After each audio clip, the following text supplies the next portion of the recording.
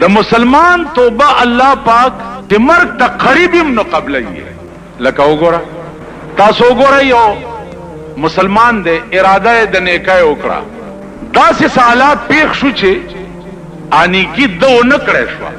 نو خالی په هغه اراده به دته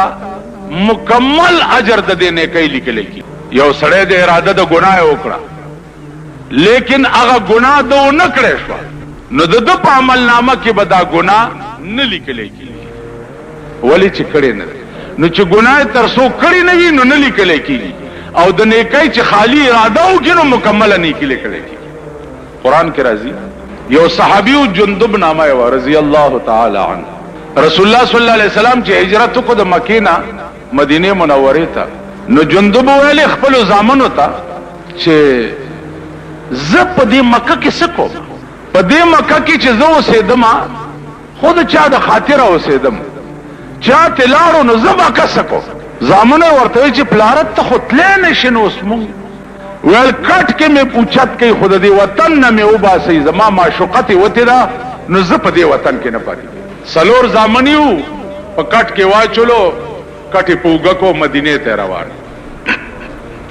مدینې ته د مکې نه 4.5 میله لار ده، چې روان یې که نیمې لارې ته چې ورسېده مرګ راغی او حضرت جندب وفات شو. چې وفات شو هلته دفن کو، چې دفن یې کو زامن یې ورسېد مدینې ته، صحابو ته یې وی چې پلارمو په دې مینه را روان شو، لاره کې وفات شو. صحابه ویلې چې که دا جندب ژوندی را رسېدلی وی مدینې ته، نو د دې هجرت ثواب چې دی هغه پوره شوی وی، خو دی چونکې لاره کې وفات شو نو د دې وجې نه هغه اجر چې دی هغه به نیمي. قرآن راغی چې ومن یخرج من بیته مهاجرا الی الله ورسوله، ومن یخرج من بیته مهاجرا الی الله ورسوله ثم یدرکه الموت فقد وقع اجره علی الله. څوک چې د کور ووتو هجرت کوونکې د الله او د رسول د رضا دپاره، ثم یدرکه الموت، او بیا ورته مرګ ورسېد، نو فقد وقع اجره علی الله، د ده اجر پوره په خدای ثابت شو. علی الله،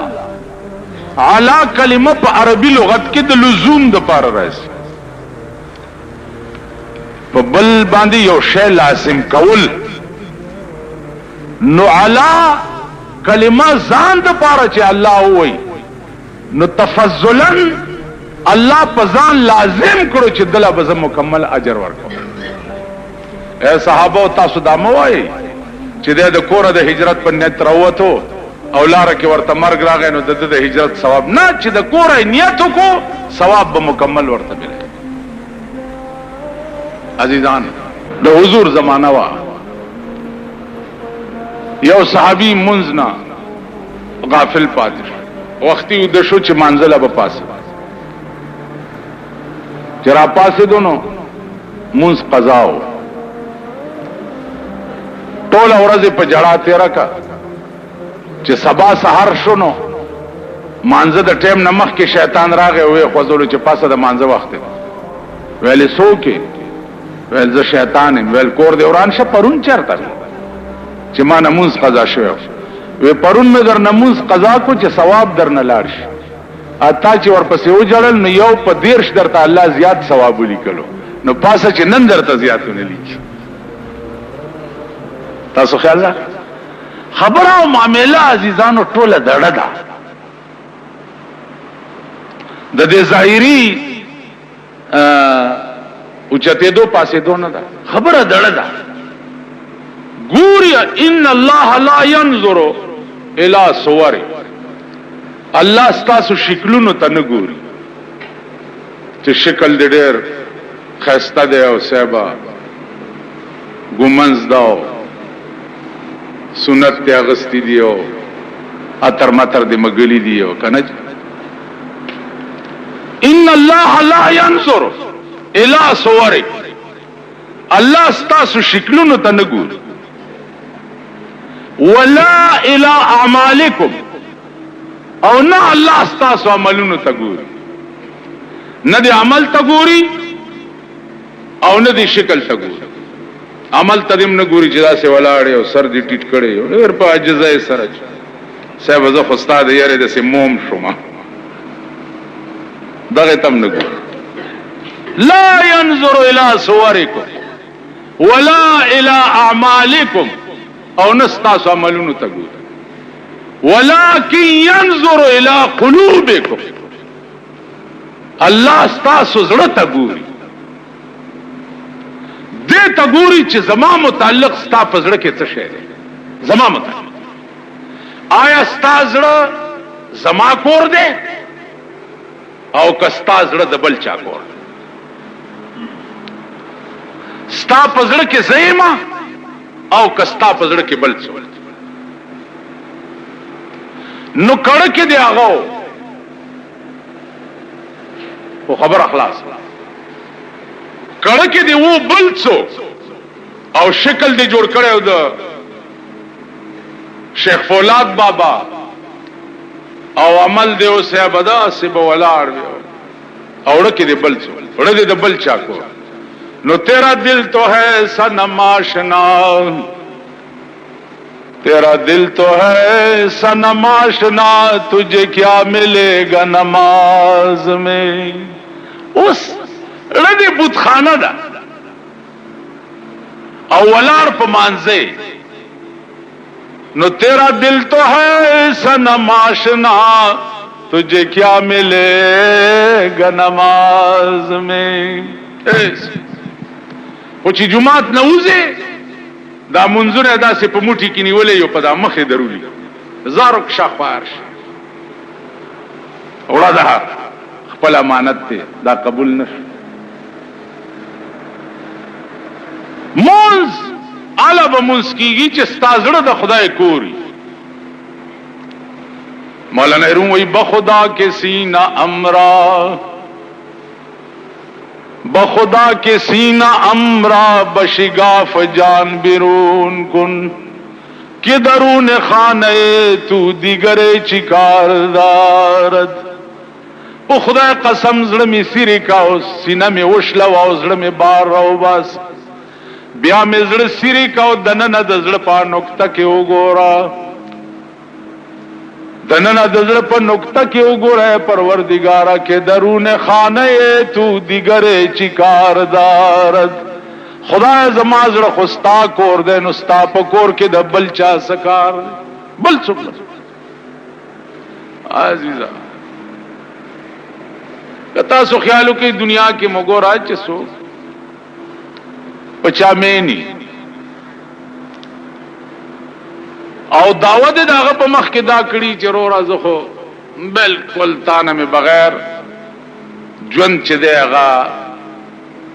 پکوړه کی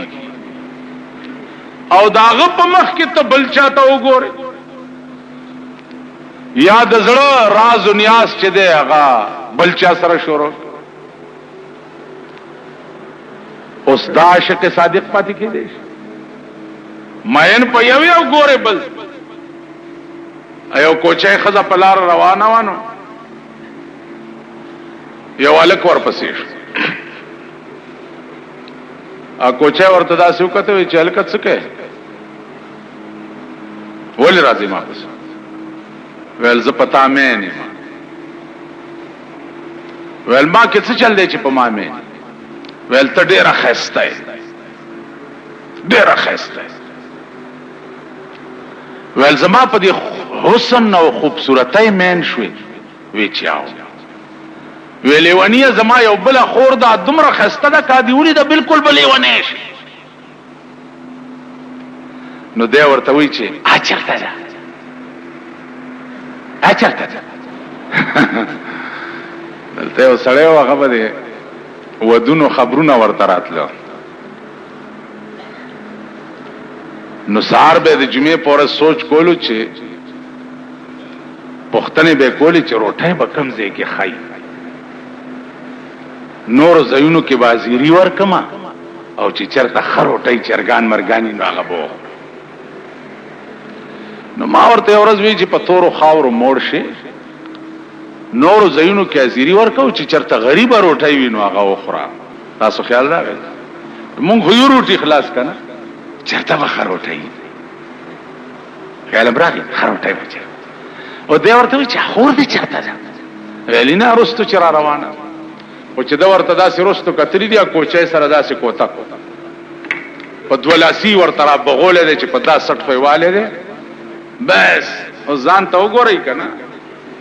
داسې چندخ په شانې چنګ خپینی وری دی او आवाज یو کوچای ورته وی تا پلان دامان کړی داوا دې څو کړه او دې وېڅ او دې قتل چاته تا خدا وې چې ز پتا مې نه ورته ودرې دا یو دو شعر ورته وی گفت اے ابلہ اگر تو عاشقی گفت اے ابلہ اگر تو عاشقی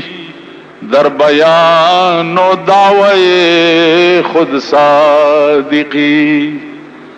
اے قمقلا اے بی وقف عاشقا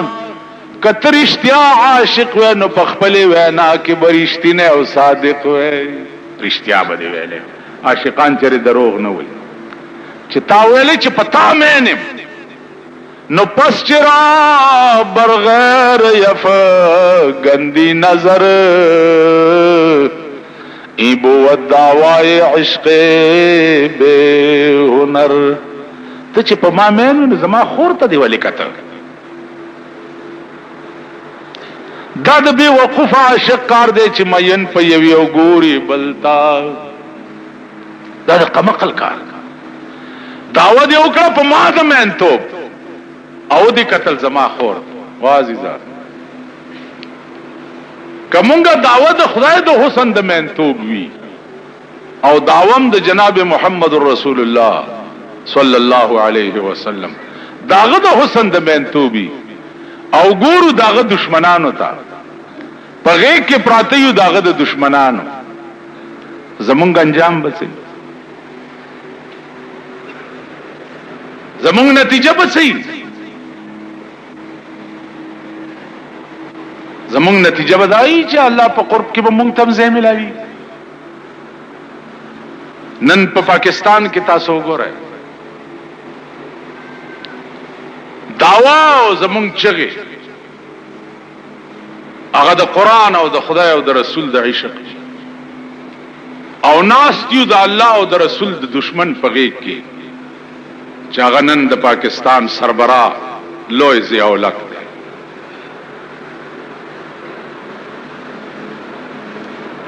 د دوامو دعاګانې ورته کوو بیا عمرې ته تللی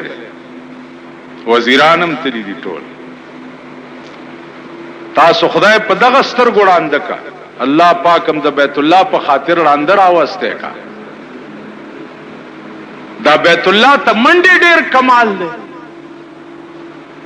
او کنه کم قرآن چې په بیت الله نازلو داغه قانون راوستل په ملک دالوی کمال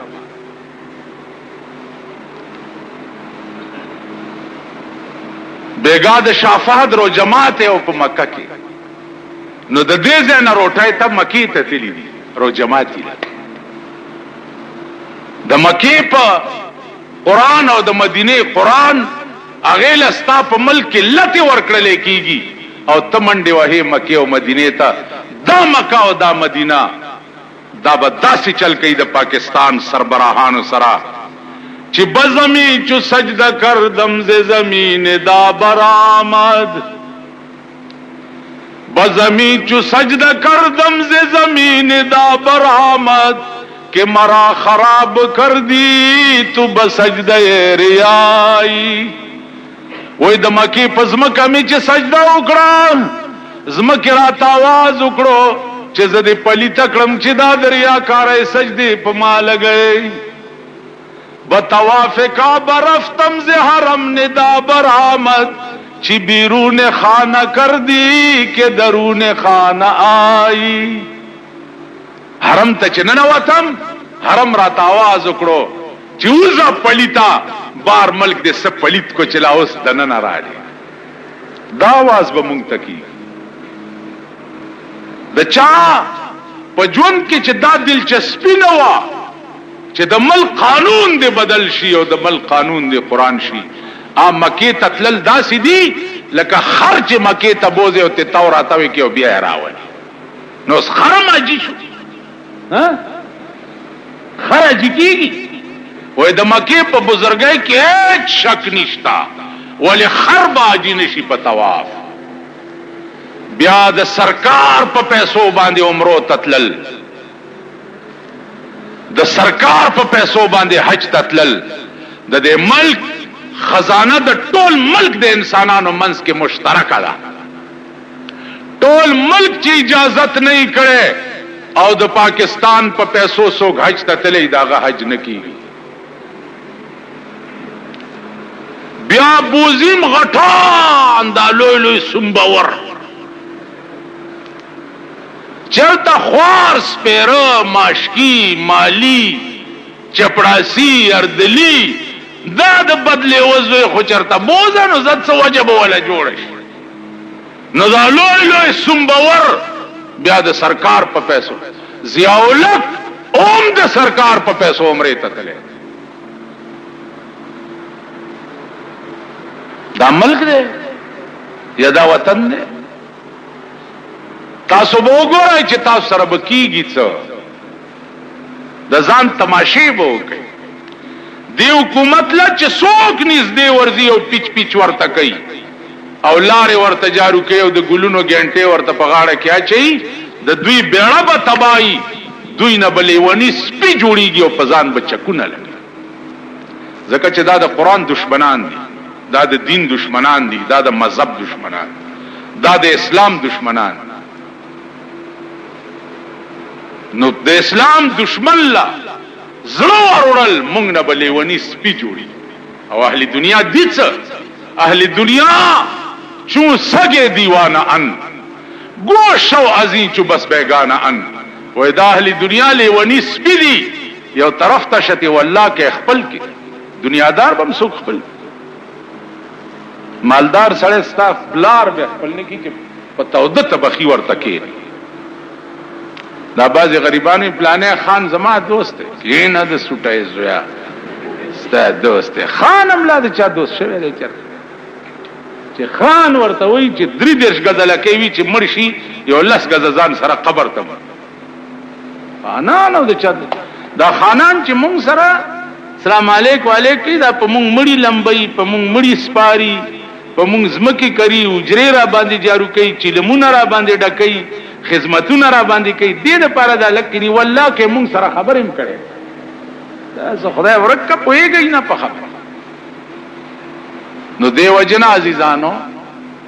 روزه دا او نن جمعه الوداع ده په اخلاص توبه او باسي چې یا الله مونږ ته د تیر شو ګناهونو معافي وکا آئنده خدای د ګناه وسمرا کوا هدایت د نیکه راته وکا عزیزانو دو خبرې دي اوس نه تاسو کیسې شروع کړي میاش نارای واو میاش واړه واو نن بنور سره زی او بیگا په پنور سوريږي صدا کړته کوي لګیاي پدې پوهما چې دروځي میاش خوچا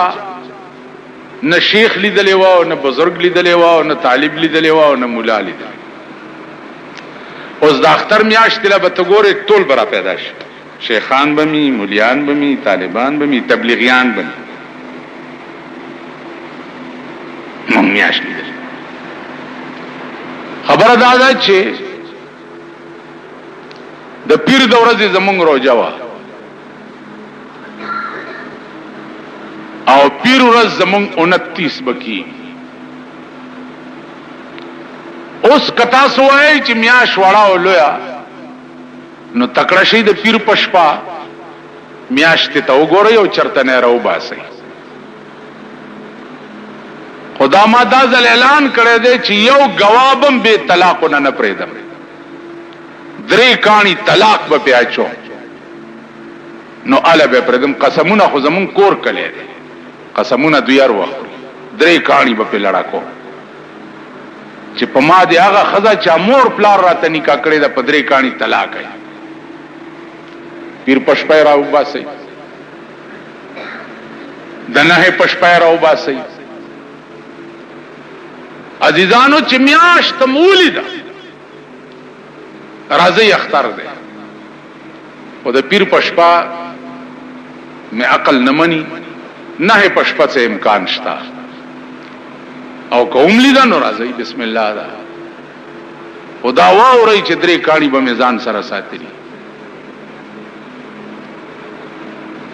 بل خبره دادا چې دا دومره ورځې تیر شوي خدای به پیرم پکې تیر کی نه بم پکې تیر شي پړم تیار ولې دا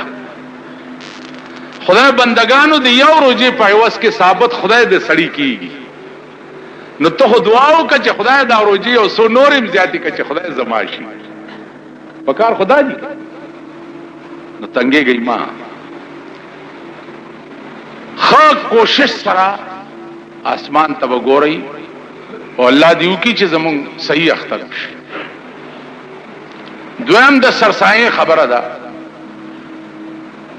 اخبار کې څوک 6 روپے ورکي او څوک سکي کیسو میسو پسې ګرځي ما او دا ګړنګونه دي صاحب چې وروي غرزولې بیا به دي یو خدای راو باس د غنمو او د وړو نرخ چې ده 4.5 روپے راځي او کډېر احتیاط کوي نو 15 روپے فی کس او کچا سره پیسې نه وي او غریبو نو په ملنګ باندې کلنګ او تاوان نشته پاغه سرسایه نشته دا شته چې بل څوک ولا ورکی لیکن دا بنشته چې د خپل سرسایه ورکی ځکه په غریب نه سرسایه ساقطه. د اختر په ورځ بګورئ چې په دغه ورځ د چا نغره سوړ پاتې نشي. د سرسایه غرض دا ده چې په دغه ورځ بګورئ چې چرته خوار غریب په یخ نغری نه ناسته سینه چې منچي ور کرنی وريجي ور کرنی چای نه پخکړي که یو نغره د اختر په ورځ په یو کلی او په یو علاقه کې سوړ پاتې شو اټول علاقه به خدای جهنم تلیږي. یو نغره سوړ پاتې نو په دغه ورځ بدالته د سرسایه لازمن وجم دادا چې په دغه ورځ څوک غریب به خوراک پاتې نشي. کالا کټوله سټوا د جماعت امام غریبو بل بچدارو خوارو نو بیا امام لور کوي بل چاله بیا مور که امام مالدارو خسربو غوړو د غوړو مالش کړو هغه امام لبه نه ورکه کدی ورکه سرسایه دی نه ده شي اگر چې علی ته په زور لیستونه جوړ کړي د 2 ورځې مخکې لانی تاسو دمر یو ځان له یو کوتک شا کتلې بدمعاش باندې هغه په زور خلکو نالي نه چا چې دغه ورځ د نغری د ګرموالي اسباب وو دغله به نه ورکه سوړ پسې بغیر نو اکثر امامان د کلو وغیرہ چې دي خوار دي دغه سرمنه او سرسایو ته ثابت کال پراتی بیا غي تور کول پکار دي کمالدارو با حیثیتو بیا به غل نه ورکی. امامان ما ته ورځ وی دا مونږ دې اسه غرق کړو ما خلق توي چې داس چل دی چې د اختر ورځ د امام هم غریب معشوم دی نو اسه ولا یو 10 روپے ورکړي چې خوشحال شي. ویل کورم نکړي مال کورم نکړي د شپې میراب پورې ځان مګي او مړې غواړي بیا نو کار سو کې درکې مړ کړ نو خلکو ولا زر زر یو 10 روپے ورکړي مال دې بیا مړې غواړي او شپې میراب پورې ځان مګي ولوی قهر اختیو صاحب لوی ویر دې مونږ بالا سړی کیږو انسانان کیږو چې مونږ نه د ځان نه زیات د بل غبره سره پیدا شي اس پتہ نه لګي چې د الله رضا په کم کار کې د دې وجنه هر نیکای تور ترغاړه وته پکار دا سوچ بنه کې چې دا هم معمولی غوند نیکی دا بچي کې دې شي لوی لوی نیکای دي په قیامت کې ردی ټوکرای کې وګرځيږي او هغه معمولی نیکای په وجه جنت تلاړ شي د دې وجنه هر نیکی چې وي هغه ته ورترغاړه وته پکار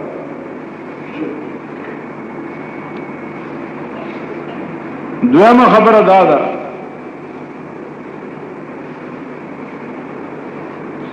چې توبه کې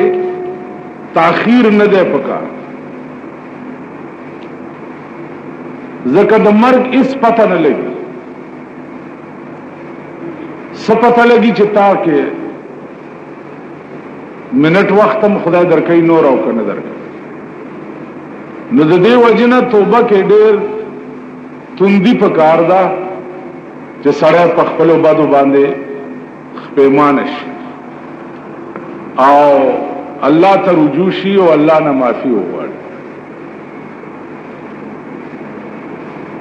په دې آیاتونو کې الله فرمایي انما التوبه على الله للذين يعملون السوء بجهاله الله قبلی توبه دا هغه خلقو چې هغه ګناو کی پنا پویا سره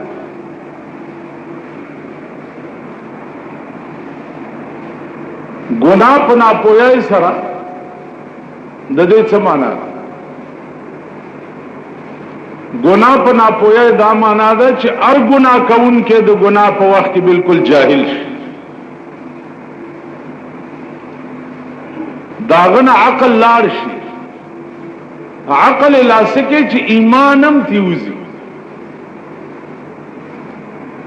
یو سړی چې غلا کوي نو د غلا پټین کې غل کی ایمان نه یا یو سړی زنا کوي نو د زنا پټین کې زانی کی ایمان نه روایتو کې راځي چې د ایمان او د انسان داسې مثال نو دې چې غلا کوي یا زنا کوي نو دنه ایمان وزي داسې په سره ولاړي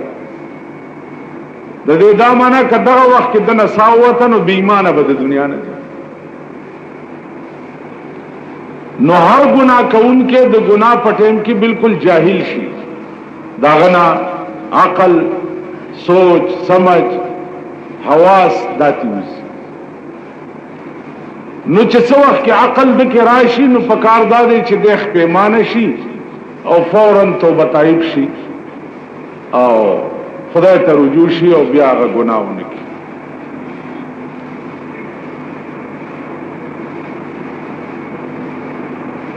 نو ثم يتوبون من قريب دامانا چې زر توبه وباسي نو فاولئک يتوب الله عليهم وكان الله عليما حكيما الله وی داغه کسان دي چې الله د دوی توبه قبول کړه ګناه دې وکړه او ګناه نه بعد دې توبه وستا نو دا ګناه دې خدای پاک قبول کړه حدیث کې راځي چې دا سي قبول کړه چې تا په اخلاص د دې ګناه نه توبه وستا نو ته د ګډي ګناه نه د سي پاک شوي کيومن ولدته امه لکه نن ته د مور نه پیدا شوه اس وليست التوبة للذين يعملون السوء څنګه حتى اذا حضر احدهم الموت قال اني تبت الان ترغه پوری گناہ کوي چې مرګ ورته راشي نو دی وی چې انی تبت الان خدای اوس توبه وباس اوس مې دې توبه نو عزیزانو چې احوال د آخرت په سړي باندې منکشف شي او دغه وخت کې دې توبه وباسي نو وللذین یموتون وهم کفار په دغه وخت کې باس د ایمان چې دی او د توبې دا نه قبلي. علماء یو نکته ویلې ده چې یو باس د ایمان دی او یو باس د توبې دی.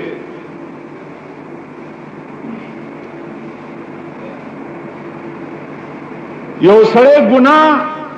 گار دے او ترغی پوری گناہ کئی چې ترسو پوری پد باندې د آخرت د احوال و انکشاف نہیں شي چې وشي په او د دې ګناه نه توبه وباسي نو د مسلمان توبه دغه وخت کې مقبلي. اوس د احوال د آخرت انکشاف بتاسو پیجنئی یا نا پیجنئی او بے پیجنئی پخپلا ایو بزرگ پلار روانو یو قبر باندې نو بل بزرگ ته سال دے لان دے اگر تل پاس نه صدا حال پختنه کې چې لان دے راشه پته بدرته ولګي پخپلا به او پیجنئی ځکه چې احوال د آخرت چې دا به پارچا منکشف کی نو چې انکشاف در باندې وشي بس پخپله به پوه شي چې دا خو رښتیا دا چل وختي ما ته چا ویل زمونږ کلي کې خلک پیدا شوي دي چې د قبر عذاب نشته او دا نشته ما هغې ته ووایه چې پاس نه څه د منلو نه منلو خبرې کوئ لاندې چې ورشي په سترګو به وګورئ. تاسو خیال راغی په سترګو به وګورئ چې دا د قبر عذاب شته او که نشته. د قبر عذاب دی دنیا کی